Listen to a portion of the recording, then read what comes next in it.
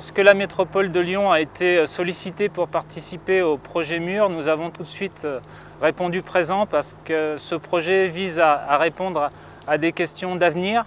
Aujourd'hui, dans notre politique d'entretien, nous pratiquons déjà le recyclage et l'abaissement des températures.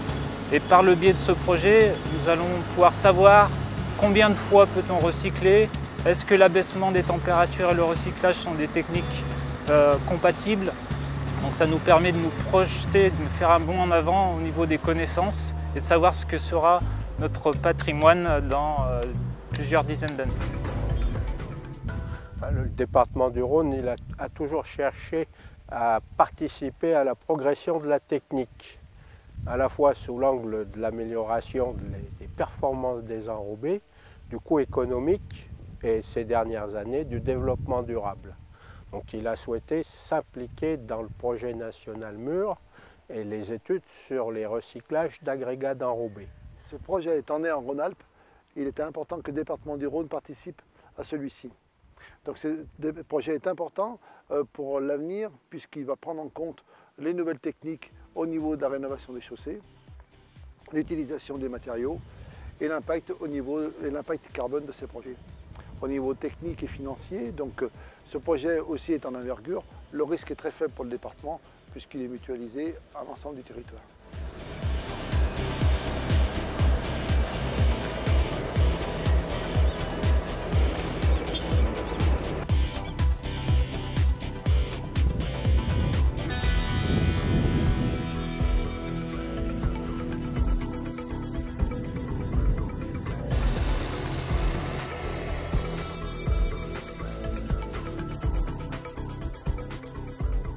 Alors c'est dans la culture technique du département et des services de soutenir l'innovation. Donc nous avons toujours travaillé dans le cadre des chartes innovation pour offrir des terrains d'expérimentation aux entreprises.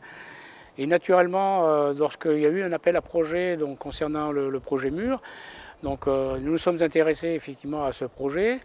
Et nous avons adhéré à ce projet puisqu'il s'inscrit dans une démarche environnementale, qui est le prolongement en fait de la convention d'engagement volontaire qui a été signée par le département en 2010 en termes de développement durable. Et dans le contexte effectivement de la promotion de l'économie circulaire et de la COP21 qui doit avoir lieu au mois de fin d'année à Paris, les difficultés que l'on peut rencontrer. Il peut y avoir un certain frein de la part de nos services d'ingénierie par un manque de connaissances des techniques qui sont proposées en variante aux entreprises, notamment sur la durabilité par rapport effectivement à la solution de base. Les difficultés qu'on peut avoir aussi aujourd'hui, c'est le contexte économique, avec une baisse de l'investissement, il y a une concurrence importante entre les entreprises, ce qui fait qu'effectivement on a du mal quelquefois à retenir la solution variante qui peut être un peu plus chère mais techniquement et économiquement plus intéressante.